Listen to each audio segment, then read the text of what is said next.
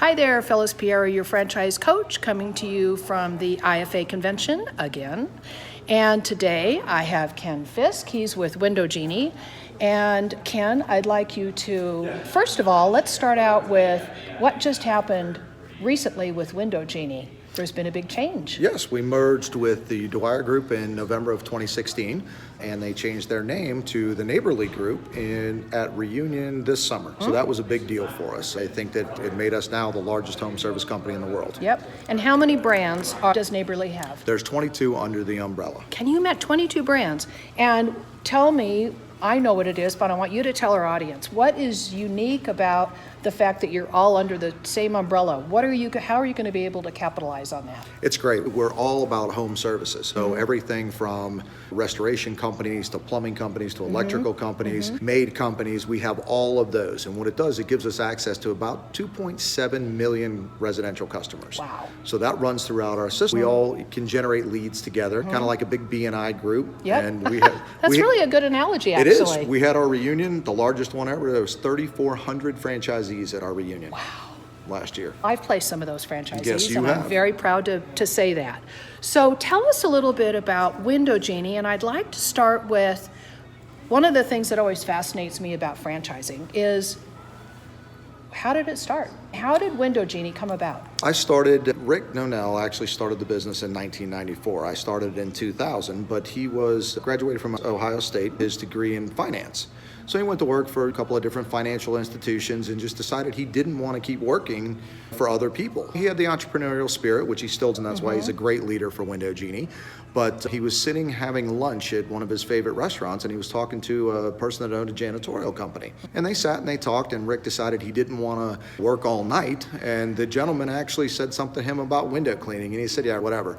A couple of years later, Rick got into the window cleaning business, started it himself in 1994, started franchising in 1998. Wow. See, isn't it amazing the journey we go on? Oh, You yeah. just never know. You never know what conversation is going to lead to something else and what door may open that takes you down a path you would have never dreamed of, right?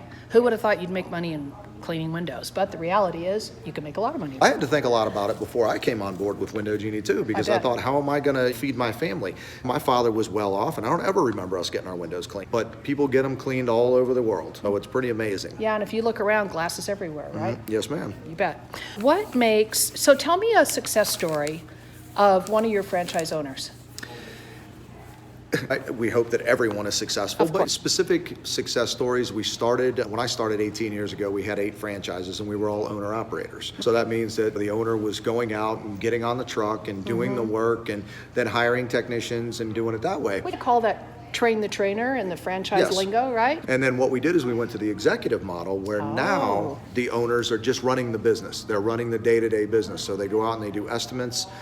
I think that part of that changed, and that's what's really making the franchises successful, is the fact that our systems have gotten better over the years. Our franchisees, we have an FAB, a Franchise Advisory Board, help us get there. And we listen to franchisees. That's how Window Film came about. One of our franchisees brought that to us. We thought, okay, that's a good idea. And now it's a big ticket item for us. And the best ideas do come from the franchise owners. They and do. Having been in franchising for a long time, I've seen that over and over throughout the years. Tell me about one of your favorite franchisees that has been successful in the business. I've got lots of them, but one of my favorites, he's actually a very good friend of mine, and he's on the Fran Dev side of things as well. His name's David, and he lives in Alpharetta, Georgia. And I remember when he came to us, like anybody else, he wanted to own his own business. He had owned successful businesses before, and just watching him grow and get to the level that he's gotten to over the years has been amazing. It's just been a great journey. That's my why. I get up every day to help them be successful. So what do you think he did differently than some of the other owners? He followed the system almost to a fault. You're kidding. Really following the system? It's that the system. easy, right? I know. We keep saying it over, and for whatever reason, I think people try to make it complicated. I remember when I first started in franchise sales, because I used to own a Sir Speedy printing center, Right. I went to Sir Speedy's first convention. And I'll never forget, because I was in franchise development and I wanted to tell the people that I was helping look at Sir Speedy how they could become $1 million operation. Couldn't guarantee it because that's against the law, but anyway, so I went to the $1 Million Roundtable. And I remember filling out the card saying, "What's your secret?"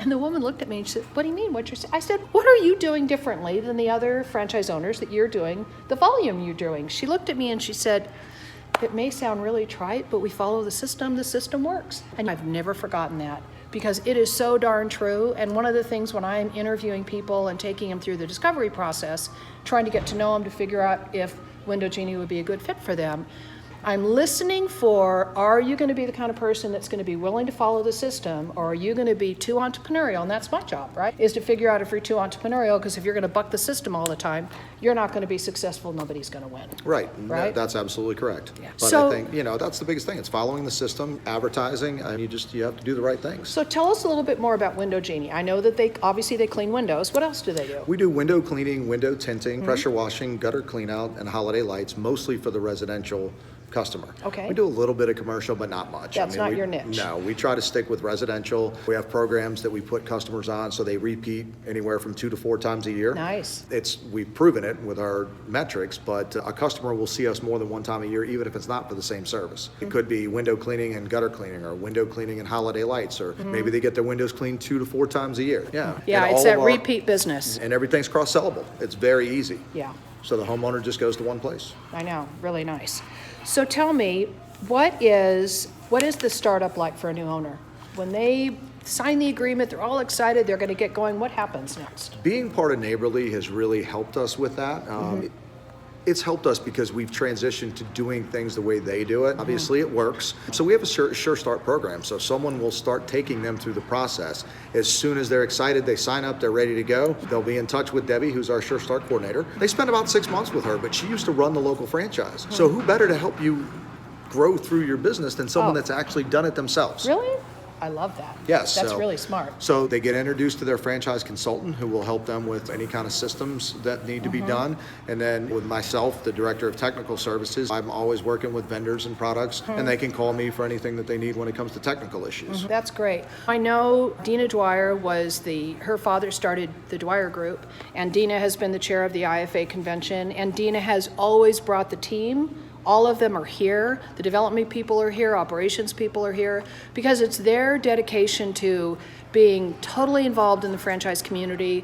Veterans is a big deal. You have a lot of veterans. So let's talk a little bit about veterans. Okay. Because Dina started the Vet Fran program, correct? Yep. So can you tell? And I proudly wear my little badge that Good says for Vet you. Fran. Love that. Yes. So could you tell us a little bit, our audience, about the Vet Fran program? Sure. What we do is we discount territories for our veterans, as we believe that it's like the giving back to them. I know back in the old days when veterans came out to get acclimated back to civilian life, there were really no options for them. But I feel like they got left behind, and now franchising has come so far Oh, I know, it's that amazing. we hopefully can give them opportunities. So we have, with Vet Fran, what we do is we give an extra 15,000 households to any veteran that comes on. So Nice. they pay one price, and they get the additional households for it. Oh, that's fantastic.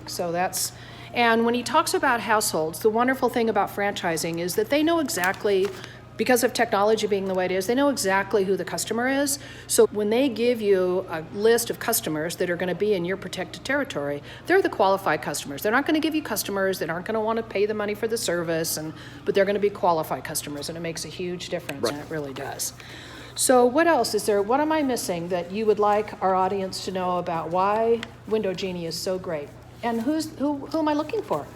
I think someone that's just not afraid to talk to people. Realistically, our marketing is done through direct mail, which I know Gary Vee said don't. There still is direct mail. Sorry, I had to make that joke. But we also do a lot of stuff on the internet, and that's how the phone rings. So no one's expected to go knock on doors or anything like that.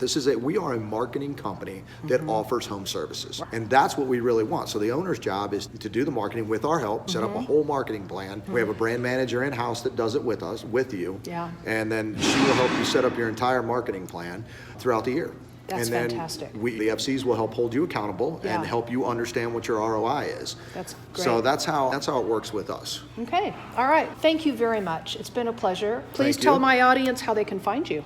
You can look us up at windowgeniefranchise.com, or you can call Phyllis here and she will get you in touch with us, and Absolutely. we would love to talk to you. Thank you All very right. much. This is Phyllis Peary coming from the IFA Franchise Convention, and thank you very much. I'll be talking to you soon. Bye now.